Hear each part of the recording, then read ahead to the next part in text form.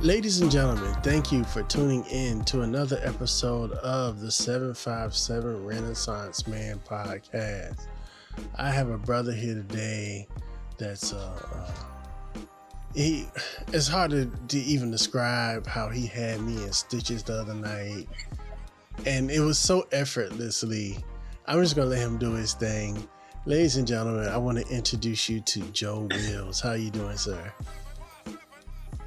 What's up, man? How are you? I'm good. It's funny that after we met, we realized that I've been knowing your family for a long time. Yeah. It's a small world, man. You know, I say that all the time. Small world. Yeah. Yep. Big Daddy was your brother, and Tone is your nephew, and me and Tone kind of came up together. Oh, word. Yeah. Okay. Yeah. That's what's up. So that's man. That's crazy. You family. That's how. But 757. That's how we do. Yeah. You gotta be careful. You always are like a stone's throw away from a cousin. Right. Exactly. Never know, man. Never know. You know. It's really interesting how you know, not just our situation, but you meet people that you really think you meet for the first time, but in some way you've already crossed paths with them, you know? And been connected, yeah. Mm-hmm. So tell the people, who is Joe Willis? Well, I am a father. Well, let me back up. I always say father first. I am a husband, a father, and grandfather. I actually have 2 grandchildren. I have a grandson and a granddaughter, and I have a granddaughter on the way. So, I'm very excited about that. Let's see. I've been married. This year will be 7 years. Mm-hmm. And I'm also the associate pastor at my church, Crown Life Ministries. Shout out to Pastor Jay. And, you know, I'm a comedian. So I've been doing comedy for this month, I think, makes 4 years. Mm-hmm.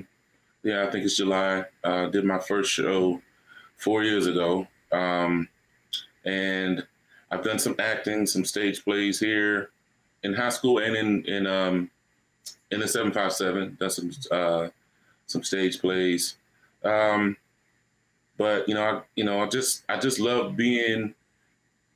I never knew that I love just talking to people as much as I did until I got older, and just I've always liked to make people laugh from the time I was a little boy, and just inspiring people, So I'm a little bit of everything. I'm doing a little bit of everything, and just hopefully making the people that I come in contact with, making their lives a little bit better in some form, Yeah. All right. So my first initial question is, what came first, the ministry or the comedy?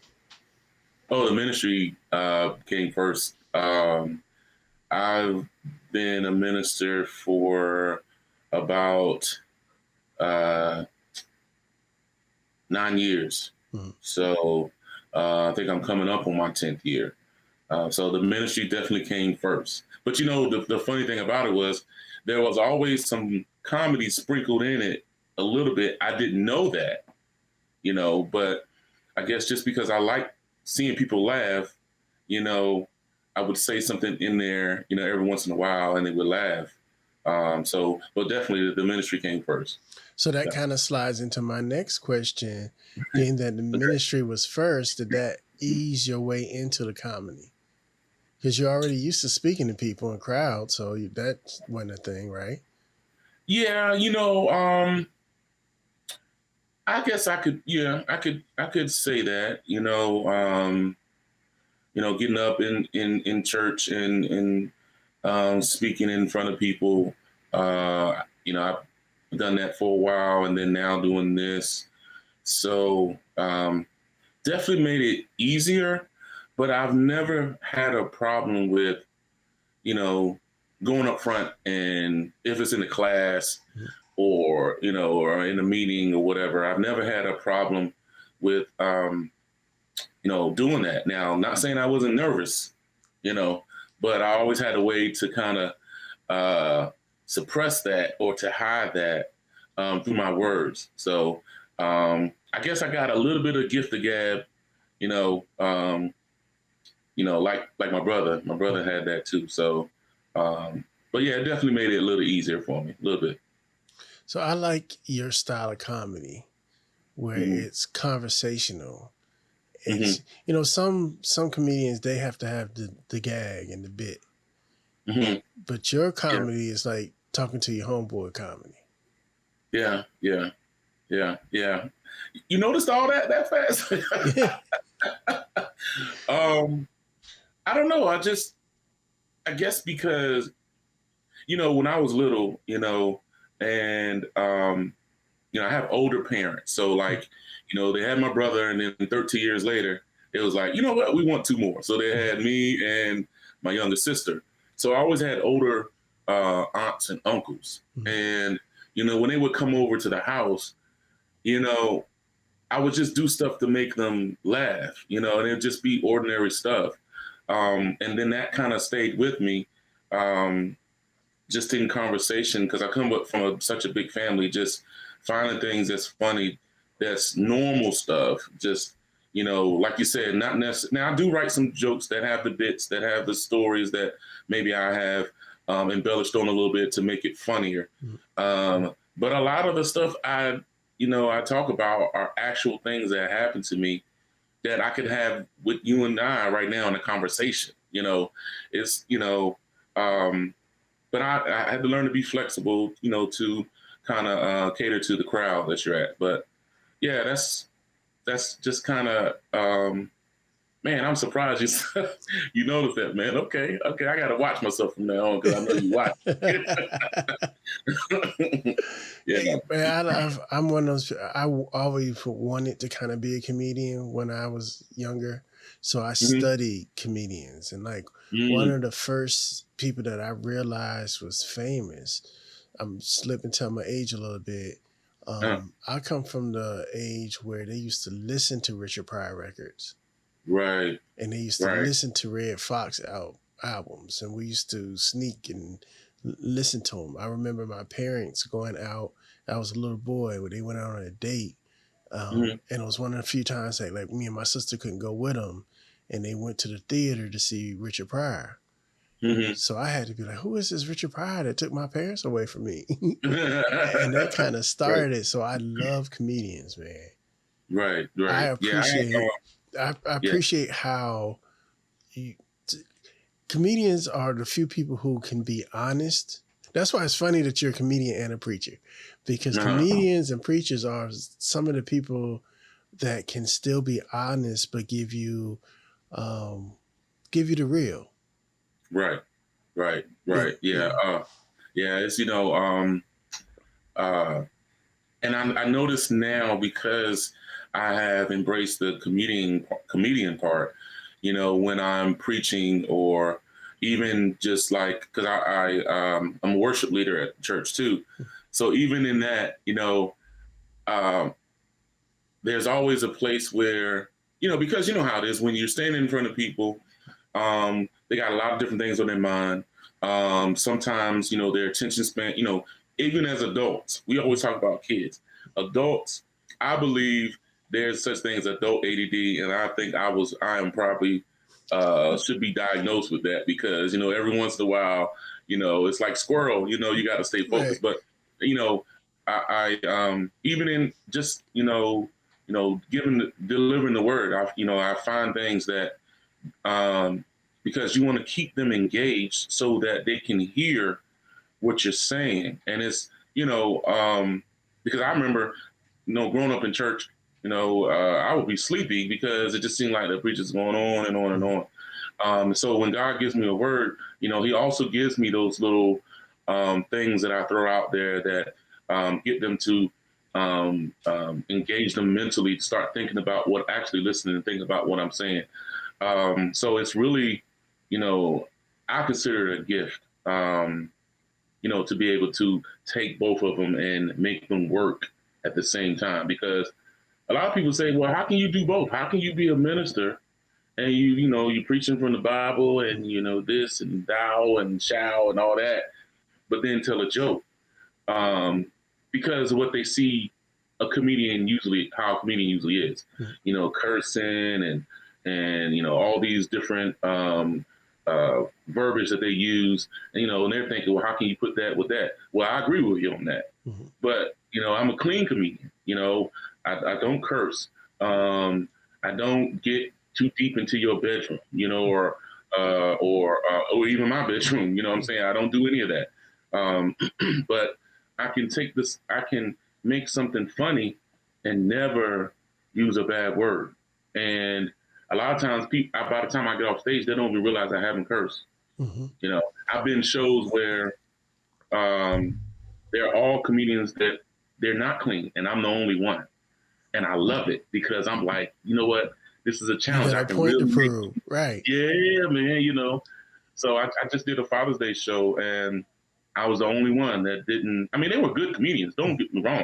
I listen to all comedians. When I listen, I don't be like, oh, no, I don't do that. I listen to them, but they were really good. But just being able to, it's like a challenge in myself. I don't say anything. I still got some laughs, and I didn't say any bad words. You know what I mean? So, yeah. And there are quite a few clean comedians out here, but I think a lot of times the ones that use profanity get more attention. Yeah, because, and this is just my opinion, it's like the curse word, or that, like, for example, the F-bomb becomes the punchline. Right. You know what I mean? So, in some cases, did you really make it funny? You know what I mean? So with me, the challenge of making it funny from beginning to end, or at least setting you up to that without saying anything bad, I think it takes, it's a little bit harder, a little bit more challenging. That's what I think it takes more skill to be a clean comedian. Yeah, it certainly does. It certainly does. But the one thing I think the advantage I have is, you have some comedians that are not clean that will adjust their set to become clean, but I never have to change anything. I can go anywhere. I can be in a corporate office. I can be at a senior home. I can be in church. I can be at the Funny Bone. It doesn't matter. And my stuff stays the same. So I think that's the part that I really, really, really enjoy. So my question now is, have you ever forgot where you was at and switched roles and didn't realize it? Switch roles as far as the type of comedian I was? No, like be in the middle of a sermon and then kind of go into the comedian side, or vice versa, or been doing a show and slipped up and almost got the Holy Ghost. I haven't slipped up and almost got the Holy Ghost. I have said amen, like instead of saying, y'all understand what I'm saying or whatever, I'd be like, amen, and they'll say amen. I was like, and then I use that. I'm like, be like, ooh, y'all should have been in church. Right. But on the other side, in preaching, I always have, like my bullet points of what I want to, what I'm saying and what my subject is or whatever. But I can't help it. Someone told me this the other day. He was like, I like how you work the crowd. Mm-hmm. A lot of comedians either that's all they do is work the crowd, and they pick out people and that's funny. I mean, I laugh at that, or they just have a set and that's all they do. But I a lot of times when I'm getting ready to get up to preach, I've already noticed something that happened before, up to that point during the service, and I make a middle note of that, and that's kind of like my icebreaker into getting into my sermon, you know. Because like I said before, once I have their attention, then I can like give them that, it's kind of like a doctor when, this is a loose illustration, but a doctor has a child and have to give them a shot and it's going to hurt a little bit. So they'd be like, here's this piece of candy, and bam, they give them the shot, don't even know it, but they were, ready for it. So yeah. Yeah, man. All right. So I like to do rapid fire questions. Oh, okay. Let me see. 1, 2, 3, 4. We're going to start out with 5. And these are 5 random questions. Okay. Answer them with the first thing that comes to your mind. Oh, Lord. Okay. Ready? Mm-hmm. What's the first impression you want to give people? Man, that I just want to, for that little bit of time, that I'm a great person all around. I mean, it's not so much about my faith so much, because Christians can fake that, but it's just about being genuine. That's the main thing. I'm a genuine person. I think that's the word I would use. Yeah. All right. Yeah. Mm-hmm. Question 2. Do you like to plan things out in detail or be spontaneous? Plan. I am an accountant by trade. So I have spreadsheets for everything. You can ask my wife. Somebody say, well, hey, y'all want to go on this trip? Well, let me check with Joe. And he got to go through the spreadsheets. I'm more of a planner than spontaneous. Yeah. Okay. Mm-hmm. Yeah. That's interesting. Mm-hmm. What is the main thing that influences your decisions? Ooh. Oh, I don't know what I'm thinking. I acknowledge him in everything, and him, by my father, first. You know what I'm saying? Sometimes it's a no-brainer because, it depends on what it is, but I have to acknowledge him first. Second is Mrs. Wills, of course. You know Smart what I'm saying? Man. But yeah, and she understands that. Most guys would say, well, I got to talk to my wife first. Well, in me talking to my wife, I've already ran it by my father first, So, yeah, I got to include him.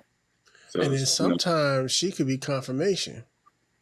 Oh, yes, definitely.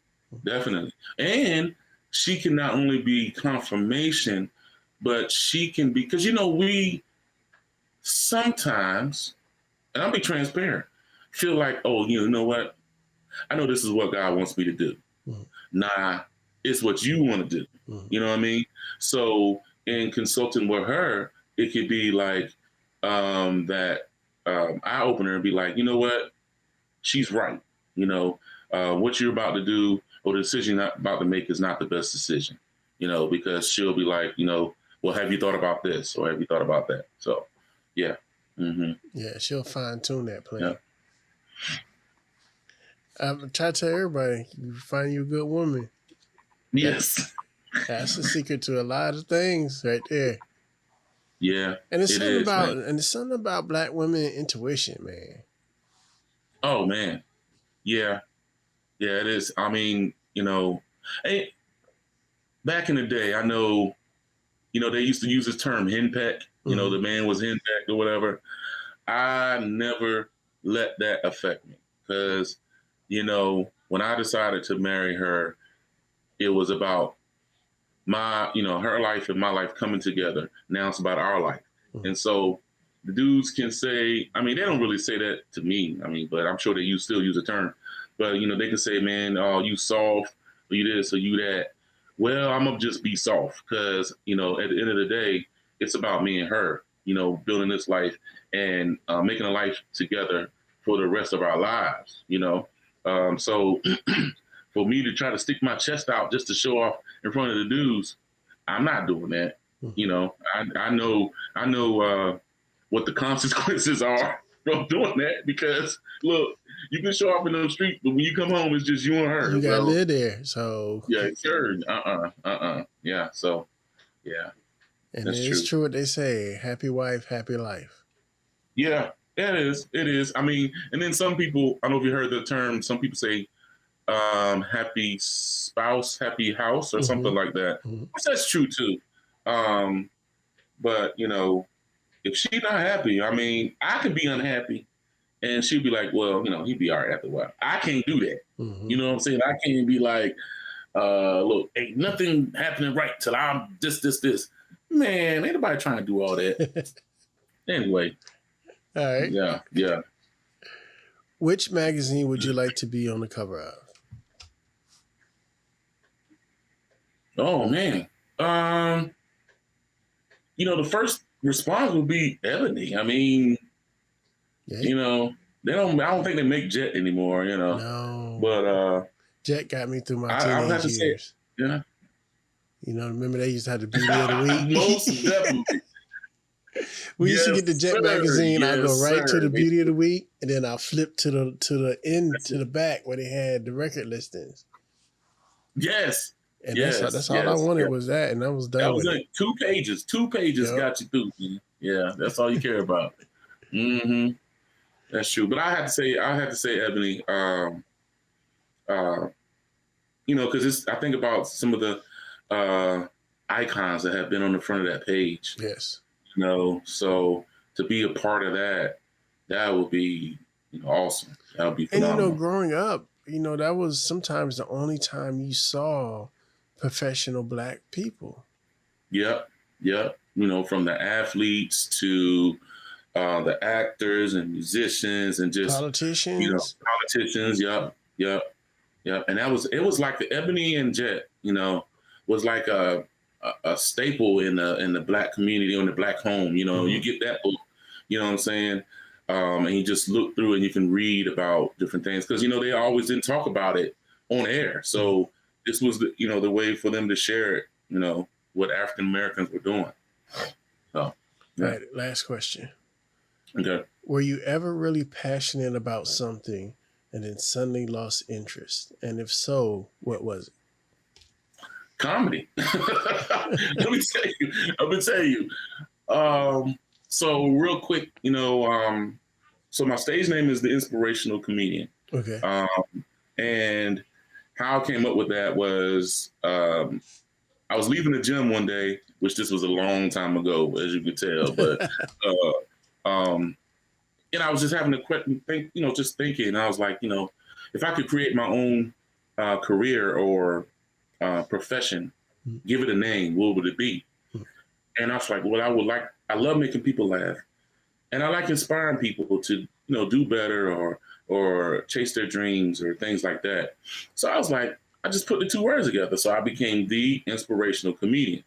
And then, so I used to do a lot of funny stuff on Facebook. And then somehow out of the blue, somebody invited me to do a comedy show. I'm like, you know, I want to be a comedian, but I didn't say this fast, you know? Right. So I went and did the show and actually did pretty well. I mean, they gave me like 10 minutes. I did pretty well. So about 2 weeks later, I saw where Leonard Oots was going to be at Broadway. So my nephew, he was working there at the time, had the restaurant, and he was like, I said, Tony, I said, see if you can get me just like 5 minutes, because I'm hyped. You know, I'm hyped. I had a good show a couple weeks ago. Now I'm going to be on the stage and share the stage with Leonard Oots. I mean, it was a small little venue, but so he talked to the man. He's like, yeah, he give you 5 minutes. You can open up. I was like, yes. Man, I got there, got on stage. I looked out in the audience. My wife came with me. It was 8 people in the audience.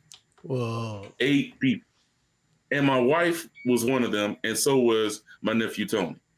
So, and all of them came to see him. So I'm up there. I was like, I got this.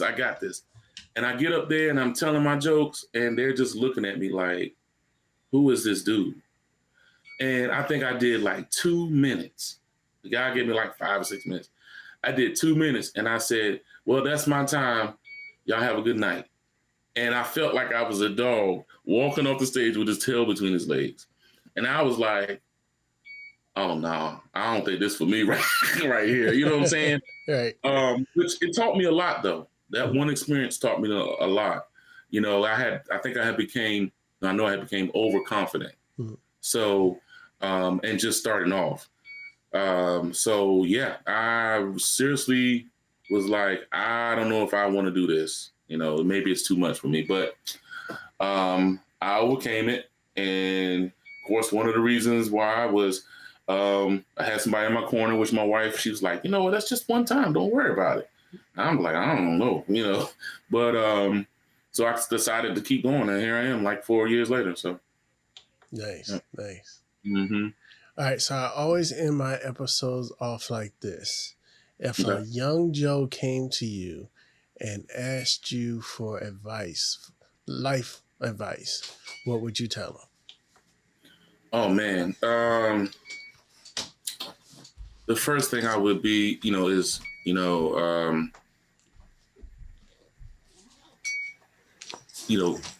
if you have something you want to pursue, a dream you want to pursue,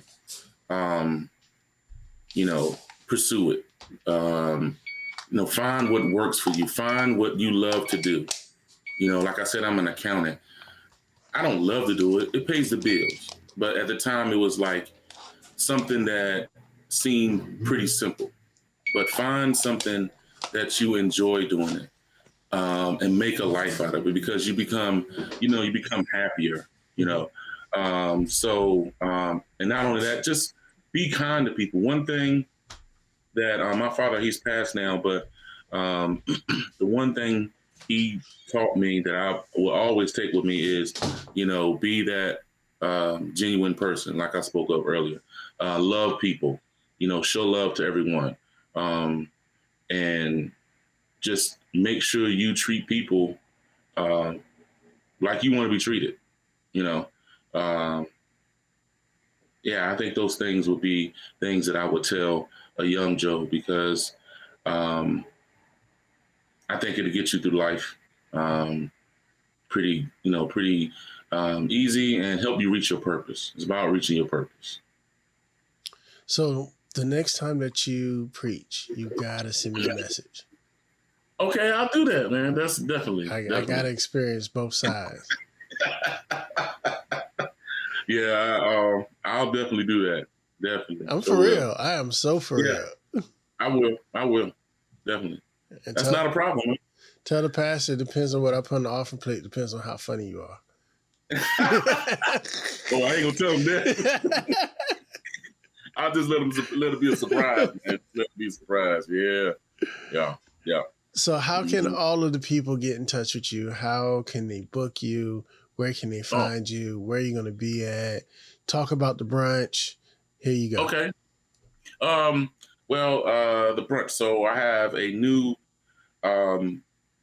live recording, if you will, basically talk show format. It's called What's Cracking. It's going to be at Southern Flair Pub House. The address is 1400 Kempsville Road, which is literally like down the street from me. And it's going to be a little different than, it's going to have that talk show, radio show format with a little bit of the inspirational twist on it, because, it'll be like the topic of the day. It's going to be some trivia, because people are in there eating brunch. Oh yeah, come get some brunch too. The brunch starts at 11. The show starts at 12.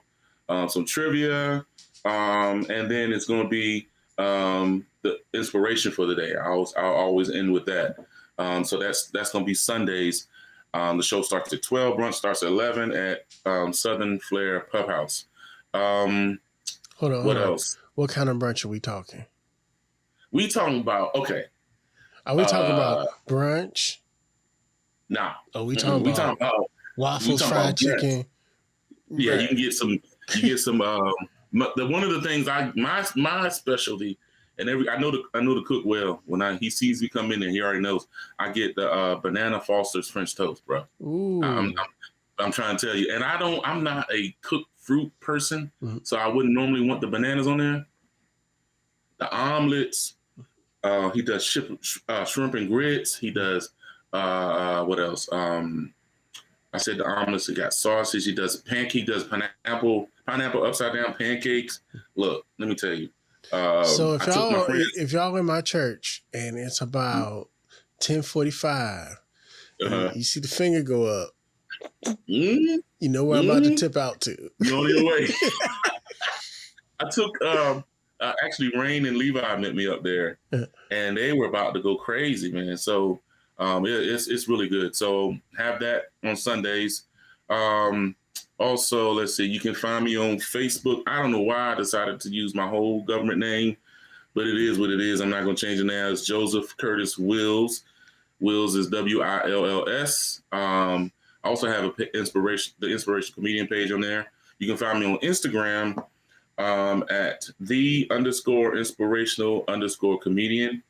Let's see. I have a YouTube channel kind of getting underway.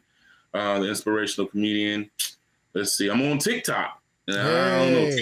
TikTok is a different world. My kids told me I'm too old for TikTok. But you're not. Let me tell you. A man that was the pastor on Greenleaf. I can't think of his name. The actor. He did a TikTok. I just seen it like yesterday. So, but I think my kids are more so like, we need our own place, Daddy. Don't come to TikTok. Yeah. Well, I mean, there's some people up there older than us doing well. Other thing is, let's see what else I got. Oh, I'm ready to put out the flyer. The flyer is almost ready. I'm gonna share it with you because you're my man. All right. I'm putting together my first comedy show. Okay. Producing it. It's gonna be Labor Day weekend. The 4th. I might need to talk to you about some stuff too, but we'll talk later. But anyway, it'll be my first show. Nervous and excited all at the same time. It's gonna be good. Got some good comedians, and I think that's about it, man. That's me. Yeah. Ladies and gentlemen, I appreciate your time. Joe, man, anytime you got anything you want to talk about, I got a platform. Let's do it. Just shoot me a message and you're here. Look, you notice, you see I like to talk a lot. Don't be saying that and don't mean it. Then I'll be like, hey, yo, Sean, where you at, man? I'm sure we supposed to be doing this. Nah, but yeah, hey, man, look, I appreciate you, man. Thank you for having me on your show. I love it, man. This is really, really fun. And maybe we can do this again sometime, man, down the road. No, of course. I couldn't even let you finish your set when I met you before I asked you to be on. So, yeah, come on. Yeah. I appreciate you, man. Thank you so much. Ladies and gentlemen, this is the 757 Renaissance Man podcast.